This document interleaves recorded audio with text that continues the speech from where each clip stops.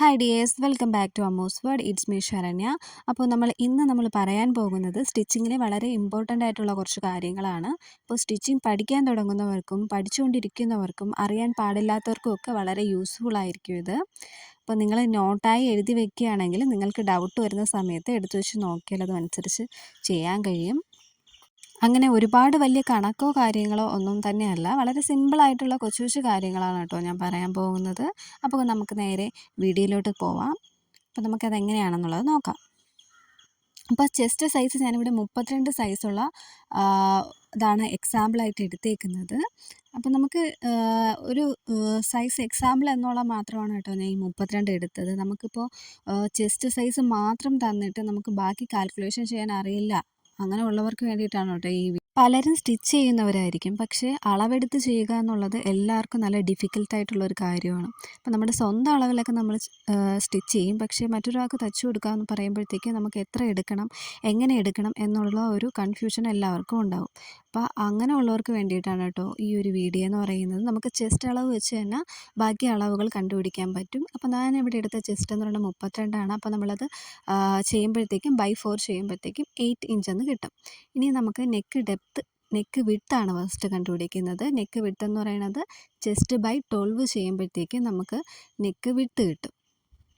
അപ്പോൾ ഞാനിവിടെ എടുത്ത ചെസ്റ്റ് അളവെന്ന് പറയുന്നത് 32 അപ്പോൾ ബൈ 12 ചെയ്യുമ്പോഴത്തേക്കും നമുക്ക് 2.6 ഇഞ്ച് എന്ന് കിട്ടും. ഇതെല്ലാം വിത്തൗട്ട് സീം അലവൻസ് ആണ്. ഞാൻ സീം അലവൻസ് കൂട്ടാതെ ഉള്ള കാര്യമാണ് കേട്ടോ പറയുന്നത്. ഇതിൻ്റെ കൂടെയൊക്കെ നമ്മൾ തുണിയിൽ അളവെടുത്ത് വരയ്ക്കുമ്പോഴത്തേക്കും സീം അലവൻസും കൂടെ കൂട്ടി വേണം നമ്മൾ ഈ അളവെടുക്കാൻ വേണ്ടിയിട്ട്.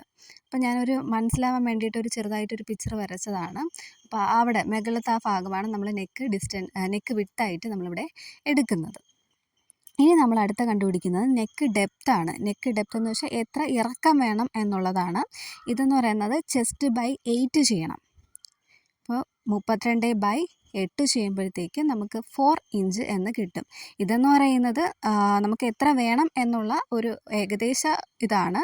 പിന്നെ ഓരോരുത്തർക്കും ഇറക്കം എത്ര വേണമെന്നുള്ളതുണ്ടാവും. ചിലപ്പോൾ 4 കൂടുതലൊക്കെ വേണമെന്നുള്ളവരുണ്ടാവും. അപ്പോൾ അതനുസരിച്ച് അതിൽ വ്യത്യാസം വരുന്നു. അപ്പം ഈ 32 സൈസുള്ളവർക്ക് എത്ര വരെ ഇറക്കം കൊടുക്കാം എന്നുള്ളതാണ് ഈ 4 ഇഞ്ച് എന്നുള്ളത്. ഇനി അടുത്തത് ഷോൾഡറാണ്. ഷോൾഡർ എന്ന് പറയുമ്പോഴത്തേക്കും ചെസ്റ്റ് ബൈ 6 ചെയ്യുമ്പോഴത്തേക്കും നമുക്ക് ഷോൾഡർ കിട്ടും. ഇവിടെ ചെസ്റ്റ് എന്ന് പറയുന്നത് എത്രയാണ് 32. അപ്പോൾ 32/6 ചെയ്യുമ്പോഴത്തേക്കും നമുക്ക് 5.3 ഇഞ്ച് എന്ന് കിട്ടും. ഈ ഷോൾഡർ എന്ന് പറയുന്നത് മൊത്തത്തിൽ ഉള്ളതാണ്. നെക്ക് വിഡ്ത്തും ഉൾപ്പെടെയുള്ളതാണ് ഈ ഷോൾഡറിൻ്റെ 5.3 എന്ന് വരുന്നത്.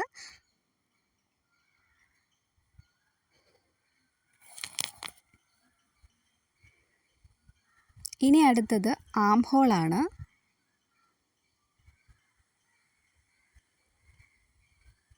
ആം ഹോൾ എന്ന് പറയുന്നത് ചെസ്റ്റ് ബൈ 6 പ്ലസ് 0.5 അതായത് 0.5 ഇഞ്ചും കൂടെ നമ്മൾ ആഡ് ചെയ്ത് കൊടുക്കുന്നു. മുകളിൽ ഷോൾഡർ കണ്ടുപിടിച്ചതിൻ്റെ കൂടെ 0.5 കൂടെ ആഡ് ചെയ്ത് കൊടുക്കുമ്പോഴത്തേക്കും നമുക്ക് ആം ഹോൾ കിട്ടും.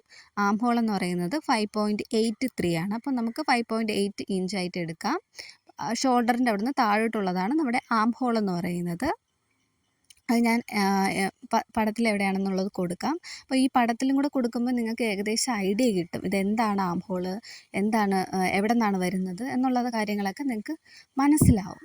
ഇതെവിടെയൊക്കെയാണ് അടയാളപ്പെടുത്താനുള്ളത് എന്നുള്ളതൊക്കെ. ഇനി അടുത്ത് നമുക്ക് ആം ഹോൾ കർവാണ്. ആം ഹോൾ കർവ് എന്ന് വെച്ചാൽ ചിലവർക്കൊന്നും അറിയത്തില്ല എന്താണ് ഈ ആം ഹോൾ കർവ് എന്നുള്ളത്. അതെന്ന് വെച്ചാൽ നമുക്ക് ഫസ്റ്റ് അത് കാൽക്കുലേറ്റ് ചെയ്യാം. ചെസ്റ്റ് ബൈ 24 ചെയ്യുമ്പോഴത്തേക്ക് നമുക്ക് ആം ഹോൾ കർവ് കിട്ടും. അതായത് 32/24 വരുമ്പോഴത്തേക്കും 1.3 ഇഞ്ചാണ് ഇവിടുത്തെ ആം ഹോൾ കർവ് വരുന്നത്. അപ്പോൾ ആ 1.3 ഇഞ്ച് എവിടെ വരുമെന്ന് ചോദിച്ചാൽ, അപ്പോൾ നമ്മുടെ നെക്ക് 4 ആണ്, ആം ഹോൾ എത്രയാണ് 5.83 ആണ്. അപ്പോൾ കുറച്ചുകൂടെ താഴോട്ടാണ് കേട്ടോ വരുന്നത് പടത്തിൽ.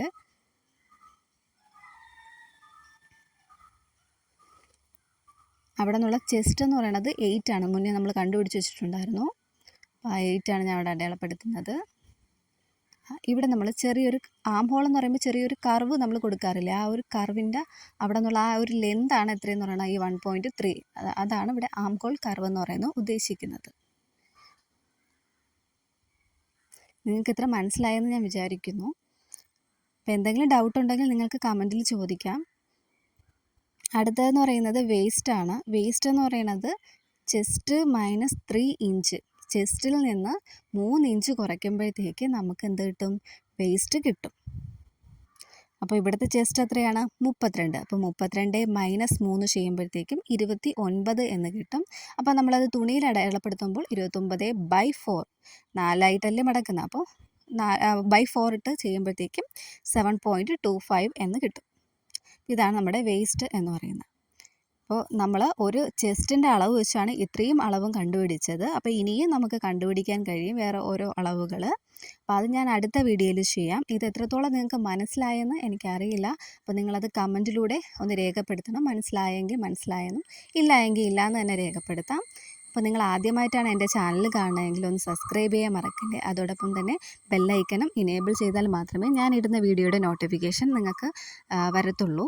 പിന്നെ അതുപോലെ തന്നെ നിങ്ങൾക്ക് വീഡിയോസ് ഇഷ്ടപ്പെട്ടാൽ ലൈക്ക് ചെയ്യാനും ഷെയർ ചെയ്യാനും മറക്കരുത്.